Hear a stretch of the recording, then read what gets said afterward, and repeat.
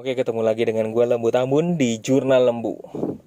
Kalau lu punya modal gede, ada nih, gue juga punya temen, duitnya modalnya gede, dia punya gitu. Ya, dia punya adalah uang ya di atas mungkin 50 juta, 100 juta lah ya.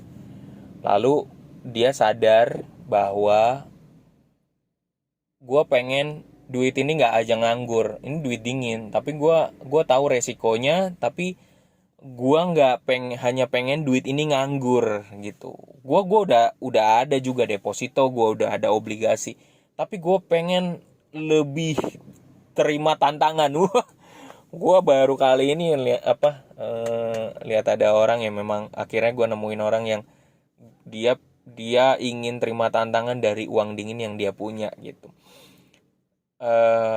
Simpelnya begini, dia punya uang banyak tapi nggak punya usaha dan bingung untuk memulai usaha, mungkin ya gitu ya. Eh, dia nggak sekali lagi dia nggak punya usaha, duitnya ada, modalnya ada, tapi dia nggak punya usaha. Atau bahkan mungkin juga gue prediksi juga, mungkin dia nggak tertarik punya usaha gitu, karena nanti ngurusnya ribet, kan dia nggak mau ribet orangnya. Dia punya modal tapi pengen punya usaha, pengen investasiin uangnya, cuman nggak mau punya usaha yang ribet-ribet gitu. Nah, lu bisa coba di dua website ini ya.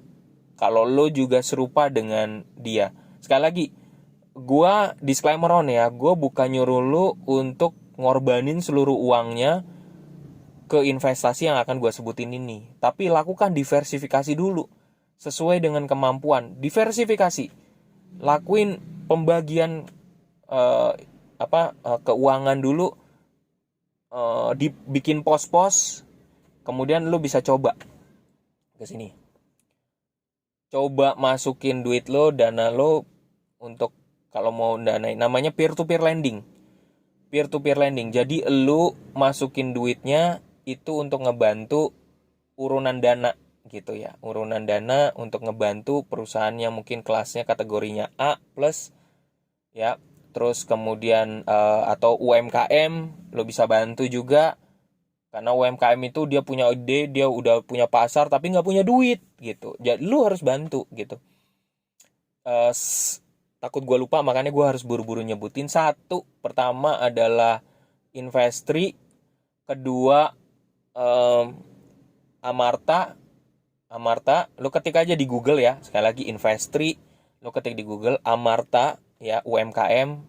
Terus kemudian ada asosiasi Alido ya, asosiasi layanan urun dana, karena di situ juga kita bisa support untuk ngebantu UMKM yang memang bagus, memang udah punya potensi tapi nggak punya dana. Terus kemudian juga ada, lo coba aplikasi namanya LendX, sering banget kan orang-orang bilang LendX gitu ya, LendX gitu. Lo coba sekali lagi, pelajari ya, pelajari dulu semua ini, jangan asal gegabah masuk. Karena kenapa?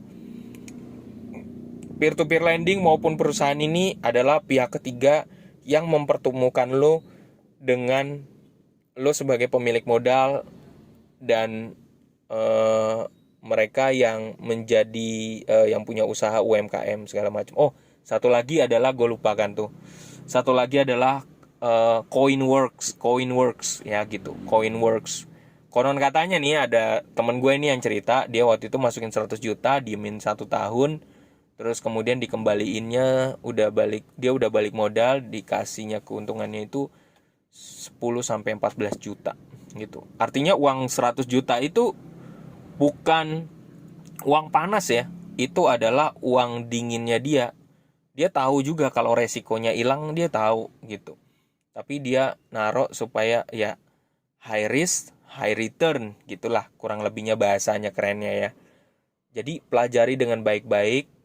Yang tadi website gue bilang, gua mundur dari belakang ya. Ada Coinworks, karena di dalam Coinworks juga ada namanya CoinRobo. Kalau misalnya CoinRobo itu lo naruh invest, terus nanti dia yang ngatur sendiri, dia yang ngaturin. Gue sih nggak terlalu percaya CoinRobo dengan kata robo. tetap aja orang-orang juga kayaknya yang maintain juga. Terus kemudian habis itu ada tadi ada Amarta, ada Investri, kemudian ada asosiasi layanan urun dana ya, Alido. Lalu juga tadi apa satu lagi ya? Gue sampai lupa deh tuh. Kayaknya 4 itu ya.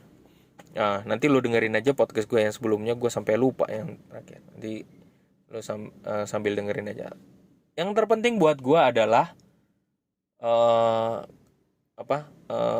statement gue adalah, pertama, lo lakukan diversifikasi dana dulu. Kedua, ini bisa menjadi alternatif lo untuk melakukan diversifikasi selain instrumen yang udah biasa, instrumen investasi yang lo biasa udah kenal, gitu ya. Ketiga, jangan pernah memaksakan diri lo kalau lo dananya memang gak mampu. Ya, ini sebagai alternatif. Siapa tahu aja lo yang lagi dengerin podcast gue ini saat ini lagi punya uang 1 miliar. Nah, kalau andai kata lo punya uang 1 miliar, lo mau berinvestasi di sini, lo prepare-nya gue saranin gak usah banyak-banyak dulu. Misalnya lo ambil ada di 4 website yang tadi gue 4 perusahaan yang tadi gue sebutin itu, lo masukin di sana masing-masing 50 juta, atau ya budget lo 5 juta, terus kemudian 10 juta dibagi di masing-masing untuk ngelihat gitu ya. Nah, tapi kan uang dingin pakainya. Ya, semoga lo paham. Ini dari gua, semoga bermanfaat. Salam dari gua, Lembut Ambon.